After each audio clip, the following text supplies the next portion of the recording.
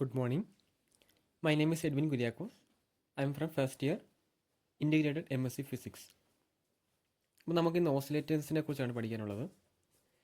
It is an electronic current that produces A periodic signal without input A C. അതായത് നമ്മൾ ഈ A C ഇൻപുട്ടിനെ A C സിഗ്നലിനെ ഇൻപുട്ടായി കൊടുക്കാതെ ഔട്ട്പുട്ടിൽ ഒരു പീരിയോഡിക് സിഗ്നലായിട്ട് നമുക്ക് എ സിനെ കിട്ടുന്നതിനാണ് ഈ നമ്മൾ ഓസിലേറ്റേഴ്സ് എന്ന് പറയുന്നത്. Oscillators convert D C to an A C signal. D C സിനെ എ സി സിഗ്നലാക്കി കൺവേർട്ട് ചെയ്തു തരുന്നതിനെയാണ് ഓസിലേറ്റേഴ്സ് എന്ന് വിളിക്കുന്നത്. It is an amplifier with positive feedback ആക്കി തരുന്ന ഒരു ആംപ്ലിഫയറിനെയാണ് നമ്മൾ ഓസിലേറ്റേഴ്സ് എന്ന് വിളിക്കുന്നത്. അപ്പോൾ ഇതാണ് അതിൻ്റെ ഫിഗർ എന്ന് പറയുന്നത്. ആംപ്ലിഫയർ, ഇത് ഇൻപുട്ട്, ആംപ്ലിഫയർ ഔട്ട്പുട്ട്, ഇത് ഫീഡ്ബാക്ക്. ഔട്ട്പുട്ടിൽ നിന്ന് നമുക്ക് ആംപ്ലിഫയറിൻ്റെ ഔട്ട്പുട്ടിൽ നിന്ന് നമുക്ക് ഫീഡ്ബാക്ക് കിട്ടി, ഫീഡ്ബാക്കിൽ നിന്ന് നമുക്ക് ഇൻപുട്ട് എടുക്കാം. അതാണ് ഈ ഓസിലേറ്റേഴ്സ് എന്ന് പറയും.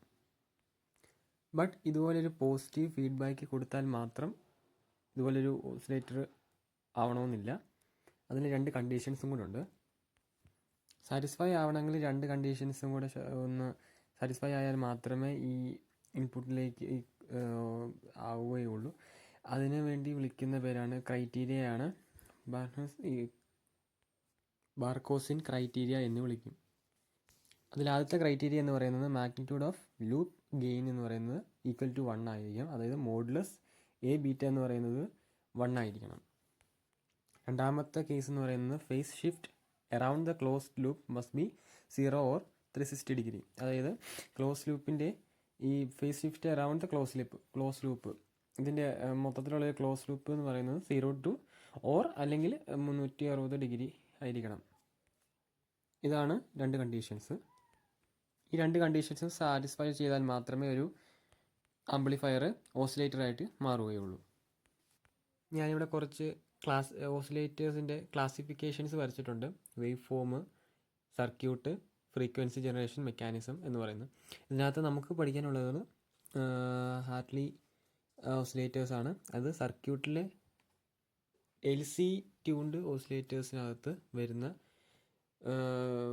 കോപ്പിറ്റ്ലേഴ്സ് ഓസിലേറ്ററും Hartley oscillator, tuned collector oscillator, ഇതിൽ നമുക്ക് ഹാർട്ട്ലീസ് ഓസിലേറ്ററാണ് പഠിക്കാനുള്ളത്.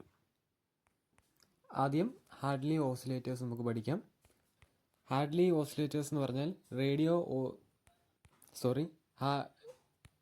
റേഡിയോ റിസീവേഴ്സിനകത്താണ് ഈ ഹാർട്ട്ലി ഓസിലേറ്റേഴ്സ് കാണപ്പെടുന്നത്. ഇനി ഇതിൻ്റെ വർക്കിംഗ് നമുക്കൊന്ന് നോക്കാം. ഒരു വോൾട്ടേജ് ഡിവൈഡർ ആയ സർക്യൂട്ടിൽ നമുക്ക് ചെറിയ വേരിയേഷൻസ് വരുത്തി കഴിഞ്ഞാൽ, മോഡിഫിക്കേഷൻസ് വരുത്തി കഴിഞ്ഞാൽ നമുക്കൊരു ഹാർട്ട്ലി ഓസിലേറ്റേഴ്സിൻ്റെ ഒരു ഡയഗ്രാം, ഒരു ഫീഡ്ബാക്ക് കണക്ട് ചെയ്യാം. അപ്പോൾ നമുക്ക് ഡയഗ്രത്തിൽ നോക്കാം. ഡയഗ്രത്തിൽ നമുക്ക് NPN ട്രാൻസിസ്റ്റർ, Q1 എന്ന് പറയുന്ന NPN ട്രാൻസിസ്റ്റർ നമ്മൾ ആദ്യം വരയ്ക്കുന്നു. കളക്ടറും എമിറ്ററും പിന്നെ നമുക്ക് ബേസും കാണാൻ വേണ്ടി സാധിക്കും. ഇനി നമുക്ക് ഈ ബേസിൽ R1ഉം R2ഉം അതായത് റെസിസ്റ്ററെ നമുക്ക് വരയ്ക്കാം. അതായത് വോൾട്ടേജ് ഡിവൈഡർ. റെസിസ്റ്റേഴ്സ് R1ഉം R2ഉം ബേസിൽ കണക്ട് ചെയ്യുന്നു. ഇനി നമുക്ക് R1ൽ ആ കളക്ടർ സൈഡിൽ നമുക്ക് റേഡിയോ ഫ്രീക്വൻസി കോയിൽ, അതായത് RF എന്താ പറയുക, RF കോയിലിന് കണക്ട് ചെയ്യുന്നു. അതെന്തിനാണെന്ന് ചോദിച്ചു കഴിഞ്ഞാൽ നമ്മൾ അതിന് മണ്ടയിൽ ഒരു VCC കൊടുക്കുന്നുണ്ട്. നമ്മൾ ഈ കൊടുക്കുന്ന VCCയെ കറണ്ട് സ്മൂത്തായി നമ്മൾ ഈ കളക്ടർ സർക്യൂട്ടിലേക്ക് കൊടുക്കാൻ വേണ്ടിയാണ് നമ്മൾ RF coil, radio frequency coil ഉപയോഗിക്കുന്നത്. അവിടെ ആ കളക്ടർ സൈഡിൽ നമ്മൾ കണക്ട് ചെയ്യുന്നത് സ്മൂത്തായിട്ടൊന്ന് പോകാൻ. ഇനി നമുക്കടുത്തത് ബേസ് സൈഡിലാണ് വരുന്നത്. ബേസ് സൈഡിൽ കപ്ലിംഗ് കപ്പാസിറ്റേഴ്സ് ഉപയോഗിക്കുന്നുണ്ട്. അതായത് CB. അതുപോലെ തന്നെ കളക്ടർ സൈഡിലും നമുക്ക് കപ്ലിംഗ് കപ്പാസിറ്റേഴ്സ് വരുന്നുണ്ട്. CC എന്നാണ് അതിന് കൊടുത്തിരിക്കുന്നത്. രണ്ട് കപ്ലിംഗ് കപ്പാസിറ്റർ കൊടുത്തിട്ടുണ്ട്, ഒന്ന് CBയും ഒന്ന് CCയും. ഈ കപ്ലിംഗ് കപ്പാസിറ്റേഴ്സിൻ്റെ ഡ്യൂട്ടി എന്താണ്? That allows AC and block DC. അത് AC-നെ അലൗ ചെയ്യുന്നു, DC-നെ ബ്ലോക്ക് ചെയ്യുന്നു. അടുത്ത് നമുക്ക് എമിറ്റർ സൈഡിൽ നമുക്കൊരു ഒരു റെസിസ്റ്റൻസ് കണക്ട് ചെയ്യുന്നു. RE emitter resistance. തെർമൽ സ്റ്റെബിലിറ്റിക്ക് വേണ്ടിയാണ് നമ്മൾ അവിടെ റെസിസ്റ്റൻസ് കൊടുക്കുന്നത്. അവിടെ തന്നെ നമുക്കൊരു പാരലായിട്ടൊരു കപ്പാസിറ്ററും കൂടെ വെക്കണം. CE എന്നാണ് അതിൻ്റെ പേര്, എമിറ്റർ സൈഡ് കപ്പാസിറ്റർ. അതൊരു ബൈപ്പാസ് കപ്പാസിറ്ററാണ്. അതിൻ്റെ ഡ്യൂട്ടി എന്താണെന്ന് വെച്ച് കഴിഞ്ഞാൽ അത് കണക്ട് ചെയ്തിട്ടില്ലെങ്കിൽ REയിലൂടെ ബൈപ്പാസ് ചെയ്യും കറണ്ട്. അപ്പോൾ എന്താ സംഭവിക്കുക, ഈ റെസിസ്റ്ററിൻ്റെ അക്രോസ് ആയിട്ട് ഒരു വോൾട്ടേജ് ഡ്രോപ്പ് ഉണ്ടാവും. അതുണ്ടായി കഴിഞ്ഞാൽ നമുക്ക് കിട്ടുന്ന ഔട്ട്പുട്ടിൽ ഓസിലേഷൻസിൽ നമുക്ക് വേരിയേഷൻസ് ഉണ്ടാവും കിട്ടുന്ന ഔട്ട്പുട്ടിൽ. അത് ഉണ്ടാവാതിരിക്കാനായിട്ട് വേണ്ടിയാണ് നമ്മൾ CE എന്ന് പറയുന്ന ബൈപ്പാസ് കപ്പാസിറ്റർ അവിടെ ഉപയോഗിക്കുന്നത്. ഇനി നമുക്കിതിലേക്ക് ഫീഡ്ബാക്ക് കൊടുക്കണം. അപ്പോൾ ഫീഡ്ബാക്ക് നെറ്റ്വർക്കായിട്ട് ഔട്ട്പുട്ടിൽ നിന്ന് എടുക്കുന്നു. ഹാർഡ്ലി ഓസിലേറ്റേഴ്സിനകത്ത് നമുക്ക് 2 ഇൻഡക്ടറും ഒരു കപ്പാസിറ്ററും ആണ് ഫീഡ്ബാക്ക് നെറ്റ്വർക്കിൽ ഉപയോഗിക്കുന്നത്. ഇൻഡക്ടർ 1ഉം ഇൻഡക്ടർ 2ഉം L1 എന്നും L2 എന്നും നമ്മൾ വിളിക്കുന്നു. അവിടെ തന്നെ നമുക്കൊരു കപ്പാസിറ്ററും വേണം, C എന്നാണ് വിളിക്കുന്നത്. ഇനി L1ൻ്റെയും L2ൻ്റെയും ഇടയ്ക്ക് നമുക്ക് എർത്ത് ചെയ്യുന്നു. ഇതാണ് ഹാർട്ട്ലി ഓസിലേഴ്സിൻ്റെ ഒരു ഡയഗ്രാം എന്ന് പറയുന്നത്, സർക്യൂട്ട് ഡയഗ്രാം എന്ന് പറയുന്നത്. ഇനി അടുത്ത് നമുക്ക് ഇതിൻ്റെ വർക്കിംഗ് ഒന്ന് നോക്കാം. R1 R2 എന്ന് പറയുന്ന വോൾട്ടേജ് ഡിവൈഡർ, CB CC എന്ന് പറയുന്ന കപ്ലിംഗ് കപ്പാസിറ്റേഴ്സ്, RF എന്ന് പറയുന്ന റേഡിയോ ഫ്രീക്വൻസി, അതുപോലെ RE എന്ന് പറയുന്നത് എമിറ്റർ റെസിസ്റ്റൻസ്, അതുപോലെ CE എന്ന് പറയുന്നത് emitter bypass capacitors, L1 L2 ഇൻഡക്ടറും C എന്ന് പറയുന്ന കപ്പാസിറ്റേഴ്സും. ഈ L1 L2 എന്തായിട്ട് ഉപയോഗിക്കുന്നത് അറിയാം, ഓട്ടോ ട്രാൻസ്ഫോമറായിട്ടാണ് ഉപയോഗിക്കുന്നത്. നമ്മൾ ഇതിൻ്റെ വർക്കിങ്ങിലേക്ക് കടക്കുവാണ്. നമ്മൾ സർക്യൂട്ട് കൊടുക്കുമ്പം കപ്പാസിറ്റർ C ചാർജ് ആവുന്നു. അങ്ങനെ കപ്പാസിറ്റർ C മാക്സിമം ചാർജ് ആയി കഴിഞ്ഞാൽ എന്ത് സംഭവിക്കുക, അപ്പോൾ കപ്പാസിറ്റേഴ്സിൽ എങ്ങനെയാണ് സ്റ്റോർ ചെയ്യുക, ഇലക്ട്രോസ്റ്റാറ്റിക് ഫീൽഡായിട്ടാണ് സ്റ്റോർ ചെയ്യുന്നത്. അങ്ങനെ സ്റ്റാറ്റിക് ഫീൽഡായിട്ട് സ്റ്റോർ ചെയ്യുന്നു. അങ്ങനെ ഫുൾ ചാർജ് ആയി കഴിഞ്ഞാൽ കപ്പാസിറ്റർ സ്റ്റാർട്ട് ഡിസ്ചാർജിങ്, അതായത് കറണ്ട് ഡിസ്ചാർജ് ആയിക്കൊണ്ടിരിക്കുന്നു. അങ്ങനെ കപ്പാസിറ്റർ ഡിസ്ചാർജ് ചെയ്യുന്നത് എങ്ങോട്ടാണ്, L2ലേക്കാണ് ഡിസ്ചാർജ് ചെയ്യുന്നത്. അങ്ങനെ കപ്പാസിറ്ററുള്ള ഇലക്ട്രോസ്റ്റാറ്റിക് ഫീൽഡ് നേരെ L2ലേക്ക് പോകുന്നു. L2ലേക്ക് നമുക്ക് മാഗ്നറ്റിക് ഫീൽഡായിട്ട് സ്റ്റോർ ചെയ്യുന്നു.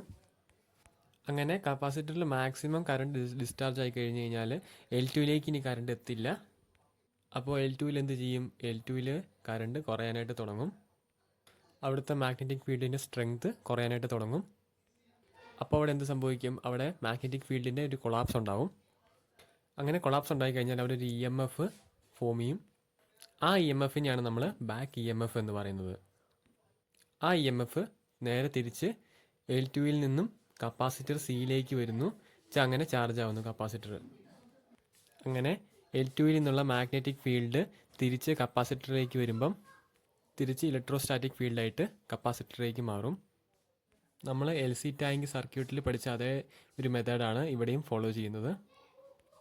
അങ്ങനെ അവിടെ ഒരു ഓസിലേഷൻ ഫോം ചെയ്യുന്നു. L2ൻ്റെ അക്രോസ് ആണ് നമുക്ക് ഓസിലേഷൻസ് കിട്ടുക. ആ ഓസിലേഷനും ഔട്ട്പുട്ടും തമ്മിൽ എന്തായിരിക്കും, ഇൻ ഫേസ് ആയിരിക്കും.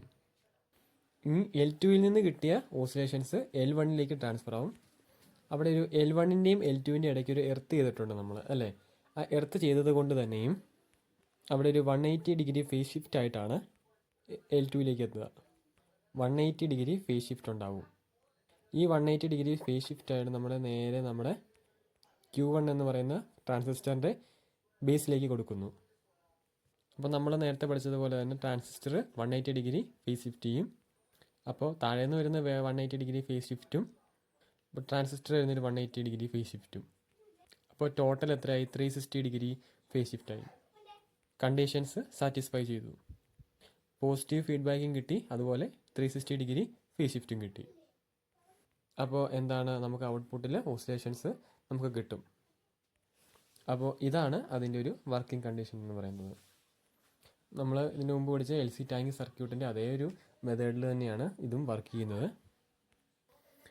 ഇനി നമുക്കിതിൻ്റെ ഫ്രീക്വൻസി കണ്ടുപിടിക്കാനായിട്ട് ഒരു ഇക്വേഷൻ ഉണ്ട്. F is equal to 1/2π root L T into C. അപ്പോൾ അവിടെ എൽ ടി എന്ന് പറഞ്ഞു കഴിഞ്ഞാൽ L1 plus L2 plus 2m. അതാണ് എൽ ടി കാണാനുള്ള ഒരു ഇക്വേഷൻ. അപ്പോൾ L1 plus L2 plus 2m എന്ന് പറഞ്ഞാൽ എന്താണെന്നറിയോ? Mutual inductance across L2 and N1. L1ൻ്റെയും L2ൻ്റെയും അക്രോസ് ഉള്ള മ്യൂച്വൽ ഇൻഡക്ഷൻസ് ആണ് M എന്ന് പറഞ്ഞു കഴിഞ്ഞാൽ. അപ്പോൾ ഇതാണ് ഫ്രീക്വൻസി കാണാനായിട്ടുള്ള ഒരു ഇക്വേഷൻ എന്ന് പറയുന്നത്. ഇനി ഇതിൻ്റെ ഒരു അഡ്വാൻറ്റേജസും ഡിസഡ്വാൻറ്റേജസും ആപ്ലിക്കേഷൻസും കൂടി നമുക്കൊന്ന് വായിച്ചു നോക്കാം. അഡ്വാൻറ്റേജസിൽ instead of using a large transformer, a single coil can be used as a auto transformer. Auto transformer നമ്മൾ നേരത്തെ പറഞ്ഞിട്ടുണ്ടായിരുന്നു. Frequency can be varied by employing either a variable capacitor or a variable inducer. Less number of components are sufficient. The amplitude of the output remains constant over a fixed frequency range. ഇനി നമുക്കിതിൻ്റെ disadvantages നോക്കാം. It cannot be a low frequency oscillator. Harmonic distort are present. ഇനി applications. It is used to produce a sine wave of desired frequency, mostly used as a local oscillator in radio receivers. It also used as RF oscillator. അപ്പോൾ എല്ലാവർക്കും മനസ്സിലായി എന്ന് വിശ്വസിക്കുന്നു. Thank you.